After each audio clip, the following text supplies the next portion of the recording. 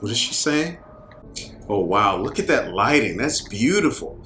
You know what? I keep forgetting that this is Eastern Orthodox. You know, now Bram Stoker had everything set with, you know, crucifixes and all that. That's from Roman Catholicism. That's how he grew up, right? Oh, man. What are they doing? Praying? Okay, no, they're just dragging. I saw them doing this. Professor Alvin Everhart from France. He is the sole person who may be able to... Van Helsing. Von France. Right. Send a message to Zurich, then. No. He's he's here already. Here. Why haven't you told me, man? Well, Why haven't you told me, man? Capital. I love that. France is the most learned in the field. His mind stands. Right. I'll spare no expense. It has fallen hard on me to recommend him. He was tossed out of the university. Oh. Laughed out of his home country. Wow. What? Grieves me to say it, but he became obsessed with the work of Paracelsus, Agrippa, and the like. I'm a shipman. See this? Yeah. Alchemy. Alchemy. Mystic philosophy. The occult.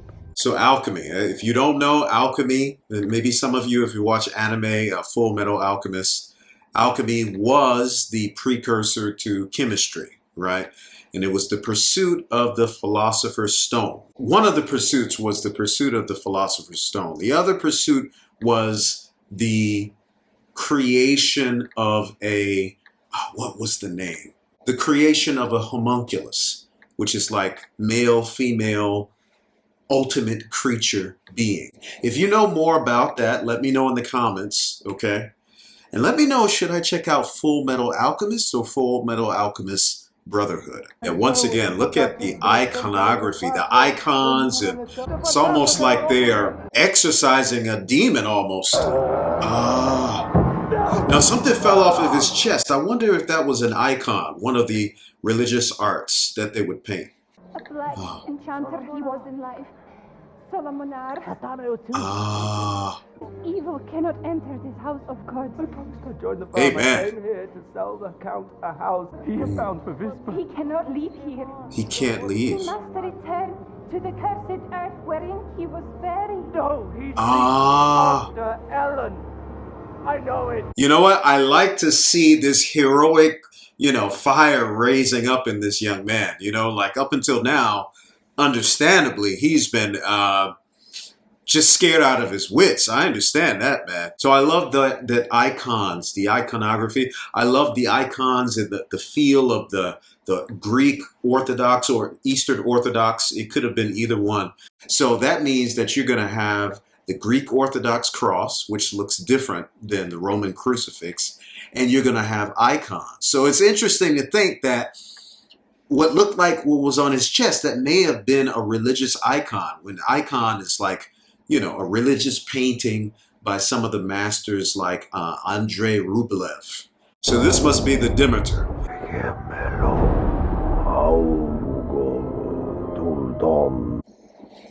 That's what a perversion of what marriage and sexuality is supposed to be.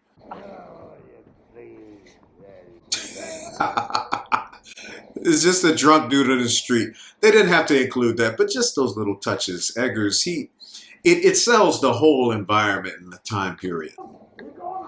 Be gone, I say. Oh, here we go. Willem Dafoe and his craziness. And I'm here for it. The bohemian lifestyle. Sherlock Holmes lived in the same type of style. Good night, Professor. He's got the smoker's cap on. My dear young Stevens. To my dying eyes deceive me. I should have known. I am so rejoiced to see you. Embrace me. I sensed something. It brought me to Visberg all these years ago. So he was able to sense that voice years ago, calling to Ellen. Look at this. Schnaps. This is the kind of place I would, I feel like I would love to have a studio like that. I'm trying to get this place like that, but the Japanese aesthetic, you know, they don't like clutter, you know, so I have to find a middle ground. I feel like I should have cut this movie in half and watched the first part and then watched the second part and sandwich in between the last voyage of the Demeter. Quarantine the sick. Oh my God! Yeah. Untie this child at once. Cleans up nice. Tells me you've had these spells since childhood. Since child. And I know things. I always knew the contents of my Christmas gifts. I knew when. I was so very alone, you see, and I wished for comfort. A present and sin. Sin, he said. He would have sent me to that place. I shan't go. This is a great performance. He will come from within us. Or from beyond. From beyond. That was in the trailer. Ooh, whoa! I was not prepared for that.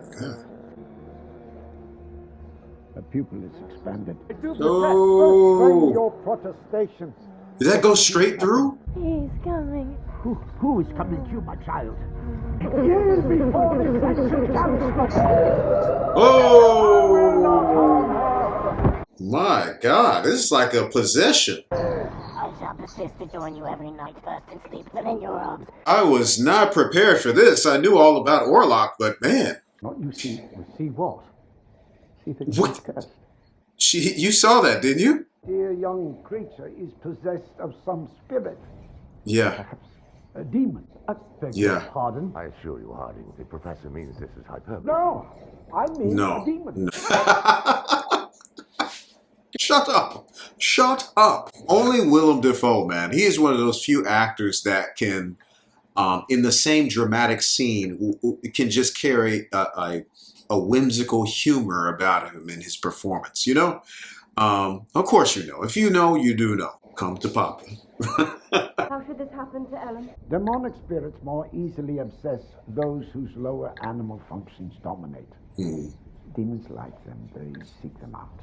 That's interesting that he says that, because you find even in the Bible, when Jesus encounters demons, you see that these people are rarely in their right mind. The two men that he encountered once he crossed the sea, they came out from living in the tombs. And they came out of living and wailing in the tombs and cutting themselves to come down to the shore to meet him. This evil, what it is, how it has been summoned, unleashed, I know not. This remarkable child it has chained itself to is in grave peril. I just caught the Christmas tree. What an evil time for this spirit to be coming. This came out on Christmas Day, didn't it? Can you imagine traveling like this back in the day? And I know there are people that work on ships today now. So this guy is, it can't be that he's leaving his box, because it still looks chained up. Go! Oh, so he is outside the box. It's just rats in there. Oh! Dang! So can he like phase through stuff? I mean, I know in the books he can. All these rats came. Look at this. Plague. It's a plague ship. So is this the place he bought? Okay. Yeah. In the novels, it's Carfax Abbey. I don't know the name here. The broker lives. The combat commands she must willingly repledge her vow. See, I knew it. That contract was way more than about a house. Dog. Whoa. Thomas has seen something. Yeah, he has. For the sake of the children, Christmastide is upon us. Why Christmastide. Wow. Wow. Contrary, as I am in the right. That's beautiful. I like that they said that. Christmastide, the 12 days of Christmas, December 25th until January 5th, I believe. That is supposed to be the time of ushering the Son of God, light into the darkness.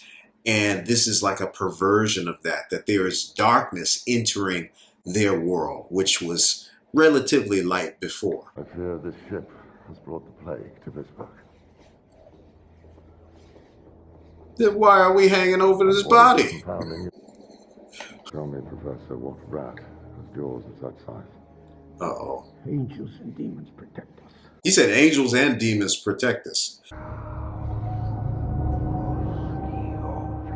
That's very iconic. That's some of that German expressionism, right? Don't leave us, Mama. I promise I shan't let anything harm you. Oh no. Oh no. I got a bad feeling. And say your prayers. Christmas tree, oh Christmas tree. They don't need to be playing hymns about a Christmas tree. They need to be playing some Christmas songs. I mean, about Jesus. This creature is a force more powerful than evil. It is death itself. Medieval devilry. I do not believe. I know. I like that. He made that distinction. I have seen things in this world that would have made Isaac Newton crawl back into his mother's womb. Whoa. I have wrestled with the devil as Jacob wrestled the angel in Pengel. And I tell you, if we are to tame darkness, we must first face that it exists. Wow, this is like a stage play. We are here encountering the undead plague carrier. No cuts either. The vampire. Nosferatu. But I like that he said, as Jacob wrestled with the angel. He's speaking about Jacob, Israel. Jacob was someone who was a trickster in life, and he was running away from his family and enemies. And so he had an encounter with a man that he felt that this person is something special about him. And so he decided to hold on to him, and he wrestled with him until daybreak came. And the man said to Jacob, "What is your name?" And he said, "My name is Jacob." He said, "Now you will be called Israel, because you have wrestled, struggled with God." Please don't tell me you're going to be the one to let him in. No, come on, man. I love Tom. Love is inferior to you. You are a villain to speak, sir. I am an appetite. I am an appetite. Nothing more. Ooh. For centuries, a loathsome beast, I lay within the darkest pit till you did wake me. Enchantress, you are my affliction. Was he inactive all that time? Your husband has signed his name and covenanted you to my person for but a sack of gold. Lies. For gold. A liar, weaving truth and lies. Look at the back of his head, man. Ugh. As I cannot be sated without you. Abhor you. This is just... You are false! I will leave you 3 nights. Tonight was the first. Tonight you denied yourself, and thereby you suffer me to vanish from the lives of those you loved. No! Till you bid me come, shall you watch the world become as naught. Okay, all right. This was all spiritual dream state. Okay. Huh? Oh my God, what happened? Oh, she lived. Okay. The smell of rancid meat. Oh, she's the Lucy role. Yeah. I mean, I knew that already, but I didn't know how close they were going to go to the book. What is this insufferable dark?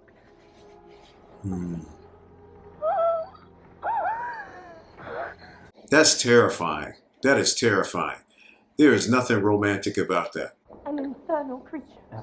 Please, please. Will you listen to her, man? What else could it be? Right, a demon. Frau, forgive me, but I need you and Thomas, both of you, to return home. Oh, wow. I'm a fool. It is economic. His obsessive consumption of living creatures. It must be. He is not Nosferatu. Uh-oh. Man, this guy got an altar up in The there. rug. So the Ah. and their codex of secrets. Man, the horses, people just dying in the streets. Wow. There's nothing to mess around with, plague. I know there are some areas in the world that still have this problem. I know it's popped up here and there in Mongolia and in India. I sent them home. How can this Perversion peak here. You sent them home? No, not that. Yes, I did. You don't know. Precisely correct. I do not know. I have never encountered Nosferatu firsthand. In every account, the Nosferatu must return to the earth wherein it was buried by Right. the crow cock. I am shattering. I'm breaking apart. Get out. Take a leave Oh. at once. Both of you! I'm not gonna let your vain madness kill my wife. The night demon has supped of your good wife's blood and shall return for the rest. Yeah. Yeah. We must go. We must flee the city.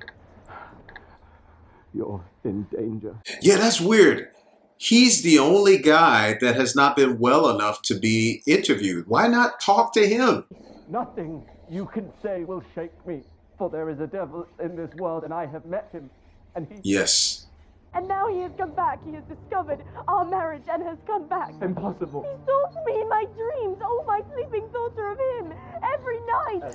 You got to be able to look, Thomas, make the connection, right? All those years, she was not crazy.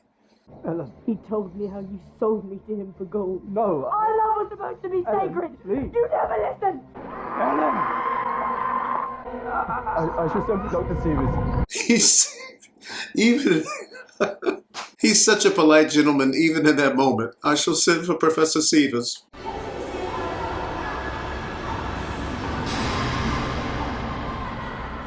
I love you. You're safe with me. Dude, I have no idea what's going on. And lo, the maiden fair did offer up her love unto the beast. Her willing sacrifice thus broke the curse and freed them from the plague of Nosferatu. I see. I wonder if this is how it happened in the movie, the first 1922 film. Wake not.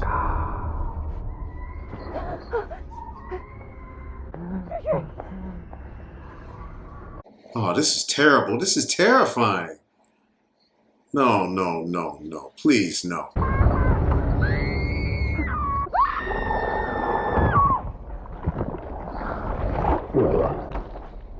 Oh my God. Oh no. Oh my. What? Oh.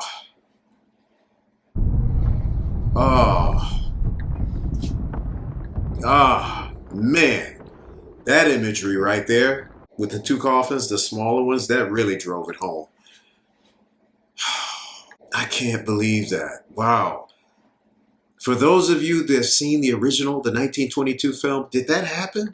Because in the Bram Stoker's novel, these characters, the original versions, they didn't have children. They had just gotten married. I think what makes his movies different about these, when in regards to these horror films, is he's going beyond just it being a horror genre.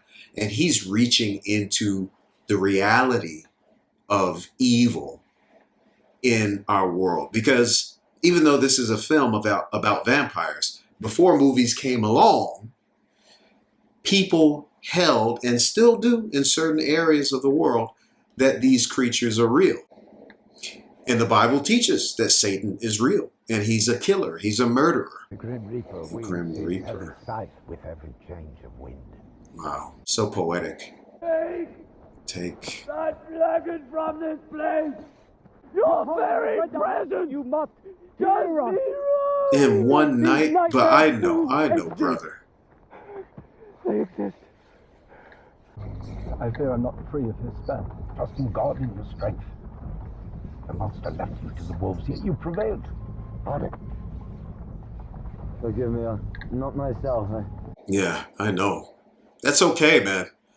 And when we uncover the body, I will drive a spike of cold iron through him. He is manned up. And believe me, I do not fault him for not manning up before, because no one should be in that situation. It must be me, Professor. It must I be am but me. an able tourist in this occult world. You were born to it. I fear Nosferatu is impervious to any of our iron stakes. I'm convinced only you have the faculty to redeem us. Yeah, that's curious that he says that, because I'm not entirely sure that that was an actual vampire that the gypsies killed in the beginning. Like, I don't know if that was just a reflex of No, he had been dead a while in that coffin. He has a heavy grief. We shall wait for him. There's time yet till sundown. No, we must find him. He is unwell, Stephen. I fear for him. Oh. My love. Does he have plague? See, I saw this shot in the trailers and I thought he was a vampire too. Keep me now in bliss, away from everlasting sleep. No, dude. I was just waiting for her to wake up. Yeah, so this is kind of different from Bram Stoker's Dracula, yeah. Well, for one thing, there's an epic ending. Uh-oh. Okay, I won't say anything until the end. I am ready. I bid you come to me. There's something heroic that I've always loved in these type of stories from this period of the men coming together to face darkness, you know? But I don't think they're going to be the ones to put him out of his, well, everyone else's misery.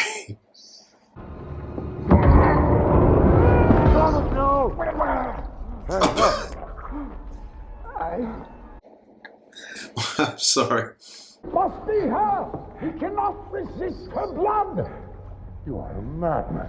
You knew Hollow could not be here. This is not moral! God is beyond our morals! In vain you run, in vain you cannot outrun her destiny! Oh, light shall break upon the Here we go. redemption! Willem Dafoe moment right here. Shall be lifted! You have to have one in every film that he's in. Just stand back, let him work. Okay. Are they going to do the classic going up the stairs? Was similar. The shadow of him going up the stairs from the, yeah, yeah, from the 1922 film.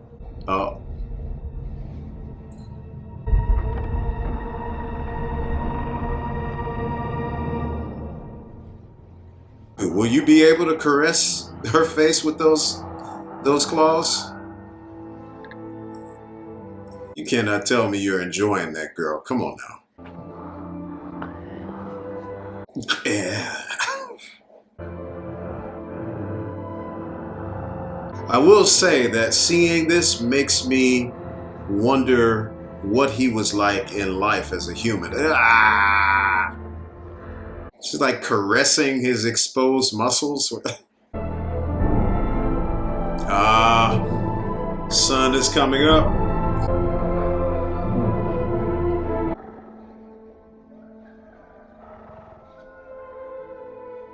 Yeah, it's too late for you, man. Yeah.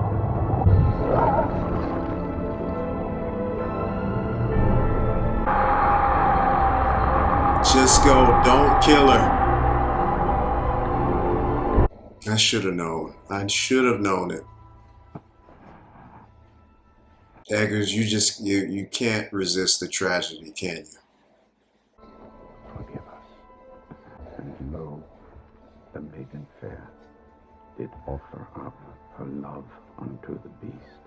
Her willing sacrifice thus broke the curse and freed them from the plague of Nosferatu. Well, the light has come. That's it. That's it. That's exactly how I expected to. I did not expect any kind of wrap up or anything. What else can you do? That's it. Marvel movies have spoiled me, but I do not expect any kind of jump scare.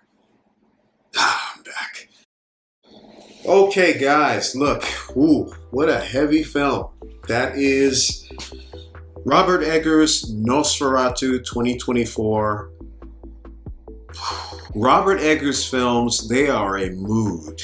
They are a well-researched, well-developed, well-produced, sumptuous designed mood. And it comes to bring a mood that lingers throughout the film, and then it leaves and just leaves you with that taste in your mouth. The Witch did it. The Lighthouse did it. The Northman did it. The Northman still has one of the greatest last shots, I feel, in any film I've ever seen. If you haven't seen it, I don't want to give it away, but that's one of the greatest last shots that I have ever seen. This here also left you with, I feel like almost like, similarly with Bram Stoker's Dracula, the novel, as I've said, is written in an epistolatory style, like letters and diaries. So you have a feeling as if you are witnessing something, like through a keyhole, that was not meant for people to see or experience. The story was pulled together from scraps of diary entries and journal and magazine clippings and things like that, that if those things hadn't been brought together, just like found footage genre, you would not know, right? And actually, when you read and study the Bible, it has a similar feel, depending on what translation you use. I like to use the Legacy Standard Bible. That's a newer translation that tries to get back to the original manuscripts, because that's what the Bible is a library of manuscripts. And so when you're reading about Moses' first encounter with God, you're not reading a book, right? You're reading elements and manuscripts in tomes that have been put together, that are pieced together to give you an eyewitness account as far back as you can go. That's the same feel as in the Dracula novel, and that's the same feeling that I get in this Nosferatu film. Like it's letting you know that, okay, this was not really made for you. You know what I'm saying? I don't know if that makes any sense to you. You get the vibe I'm talking about? It's not really made for you. This is the way it happened. And you may not agree or like with what happened, but this is just how it happened. And you should just count yourself fortunate or unfortunate, depending on how you look at it, that you were welcome to see these events. That's the feel I get from Eggers' films, right? And that's the way it is with history. When you look through historical documents and you go back, and there are things that you may not be happy with, and they are related to you in languages that you didn't grow up speaking. So you got to do some studying to understand them. But yet they happen, and because it's not so easy to penetrate these tales because of all of the ethnic and historical boundaries, right? You kind of appreciate, it feels heavy when you're actually able to break through and understand and witness these events. And that's what I feel. I'm getting really technical and philosophical and historical, but look, that's my thing. I'm a missionary, I'm a Bible teacher, I'm an amateur archaeologist. But I'm saying all that to say that I really appreciate how Eggers creates and weaves these films, and how he will go to such extents in research to make you feel as if you're not watching a movie, but that you're experiencing a moment in time. Whew, that was a lot to try to articulate.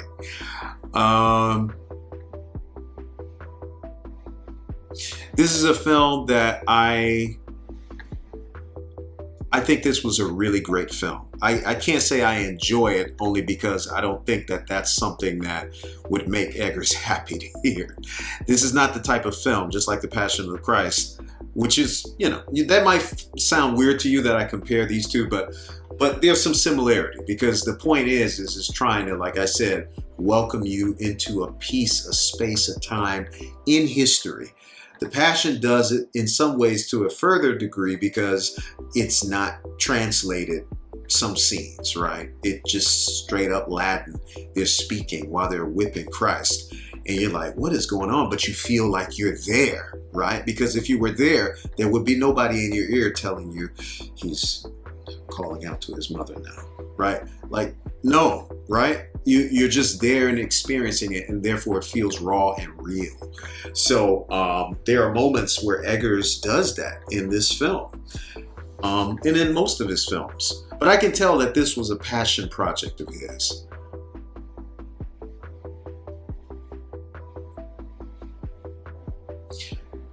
So let's get technical. First off, great design, great sound design, great, rich, sumptuous set design, costume design.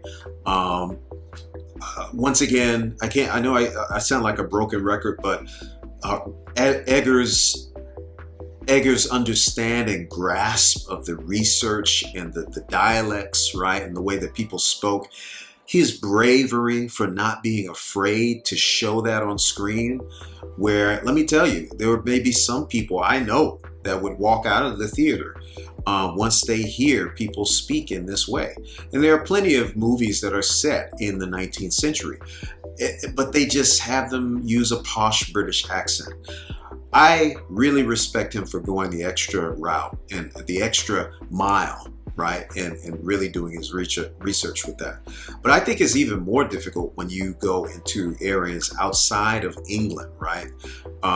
Everybody's used to the Shakespearean accent and talk, even for ancient Greece. How many times have we seen films set in other eras and areas of the world other than England, and everyone's speaking like they're on stage at the old Bristol Vic, you know?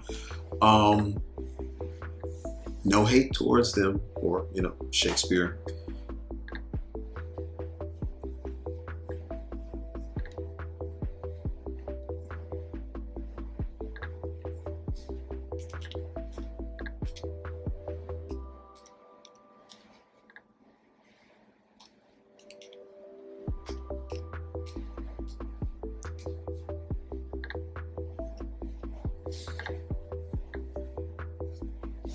I mean, how many times have we seen movies and stories set in ancient Greece and Rome, and yet everyone's speaking like they're, you know, an intern at the Bristol Old Vic? No hate. Got mad respect for y'all. But seriously, I mean, you know, so I'm just glad that there are filmmakers like Eggers, or are there? There's maybe just him that will go this extra mile to make you feel transported, right? Great performances all the way around. Look, Bill Skarsgård, man, to be honest, I'll be honest with you. After seeing It, loved his performance in It, but I just wasn't sure if he would be able to pull off the just the mature dread and air of noble horror that is Dracula or Orlok in this case. I just didn't know. And to be honest, when I saw the trailer for Nosferatu and they had the scene of a guy with his back turned and sitting naked, you all know you know what scene I'm talking about. I assumed that was him, that was Orlok. I wasn't thinking that was Herr Canuck. And in that scene, you hear like a echoing. And I was like, oh no. Did he bring some Pennywise into this? And wow, man, wow. I am blown away by the transformation that Bill Skarsgård went through. Respect to him. So he might be, to me, the modern day Lon Chaney, right? Those of you that don't know, Lon Chaney was famous. Lon Chaney Sr., his son too was good in The Wolfman and horror movies, but Lon Chaney was the one that could really switch faces, right? Was he known as the man of 1,000 faces? Let me see. Is that him?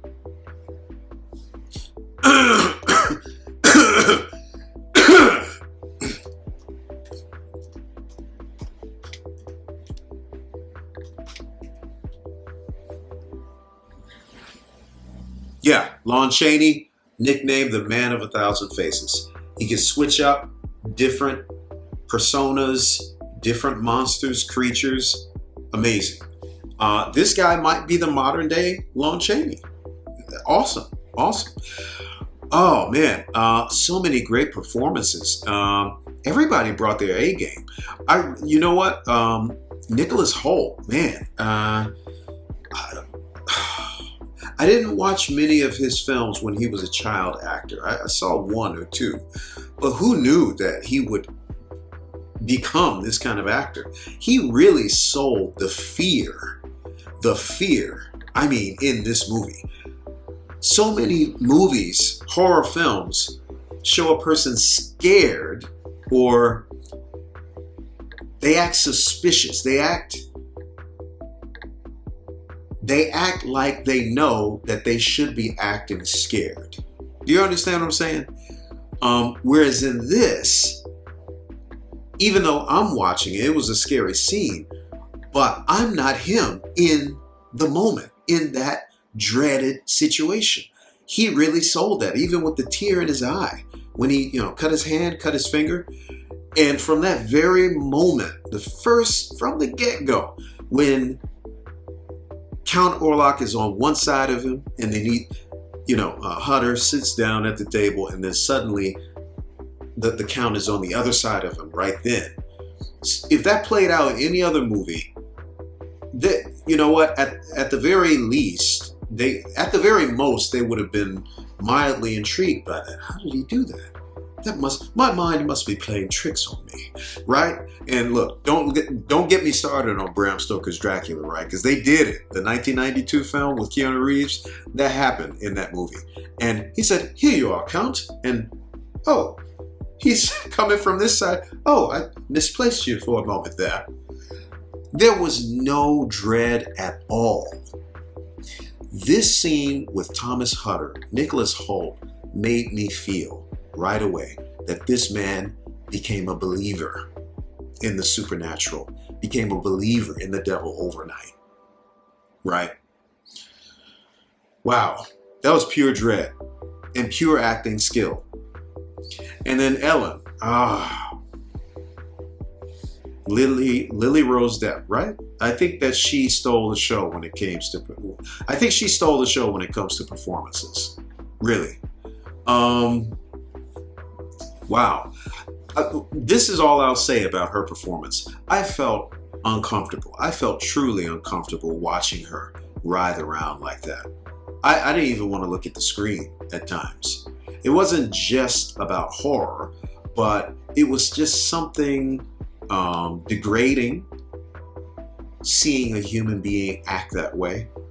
And as I said, as a missionary, as a minister, I have seen people being prayed over that were possessed, demonic possession, exorcisms, back in the States, especially in churches. I've seen the tongue wagging out of the mouth. I've seen that, actually.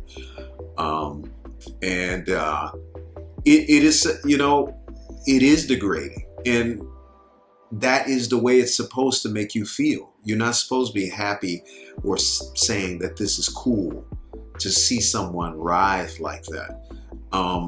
The way that the Bible, from the Christian worldview, the way that the Bible explains the devil and his work, he is an agent of death, chaos, pestilence, evil, jealousy, wickedness, everything that is the opposite, the antithesis of God, who brings life and light and order to the universe, causing planets to spin on their right axis at just the right amount of speed in distance from the sun to sustain life. The providence of God. That's something they kept saying throughout the whole film. Providence, providence. Well, in the biblically speaking, providence is the realm of God's control and authority of the universe. That all things exist in him and through him have their being. So he is not just this God who has created something and distances himself away from it and is not concerned. That is not the Christian God. There is sin that creates darkness and a wall between the holy God. And holy means not someone that just does a bunch of good things and says all the right, nice and pious things. Holy in the biblical sense means separated. Someone or this being, which is God, who is ultimate being, ultimate reality, an entirely different order of being. Not a creature, not created. That is what makes him holy. That's why and I just preached, well, I wouldn't say preach, but I just taught about that, led a Bible study in this very room hours ago. And we were going over this when Moses first meets God and how God says, take off the sandals from your feet because this ground is holy. And he's teaching Moses about himself. And Moses hides when he sees God. He hides his face. And that hiding is a sign of a rude awakening of his fallen mortal nature and how it does not deserve to be in the presence of this being. But what's interesting is that the more time he spends with God, he goes from that stuttering, fearful creature that's marred by his human fallibility and darkness, fallen nature, to a transformed human, reborn because of his ongoing new relationship with God. And he goes to have a greater boldness in desiring to see, let me see your face, show me your holiness. And God is telling him, like, wait, you will die if I show you more of myself. But what's interesting is when Moses does come back from down the mountain, meeting with God, his face is glowing. And the Israelites are cowering in front of him, right? So it's just amazing and beautiful that this is what God can do with someone that continues to fellowship with him. Right? Acknowledges their shortcomings first, and then he's able to redeem that person and transform them in his light. But I'm saying all that to say that Satan, who is the fallen one, had that relationship with God, knew more about God than any mortal does. And for how many centuries or millennia, we don't know. But the fact that he was willing to turn from that and desire in jealousy what God had means that he became the antithesis of God. So he is he's a herald of darkness and death. I mean, corruption, chaos. It's to the point where even he has no idea. And I see that in the film. That's funny because there are some pastors that will tell you that Satan is insane. He's so consumed with corruption and darkness and wickedness, and lifelessness because of his ongoing rebellion against God and choosing to be a polar opposite of what God is, that his very nature is consumed with chaos. And so therefore, he is not even aware of his own defeat and death, or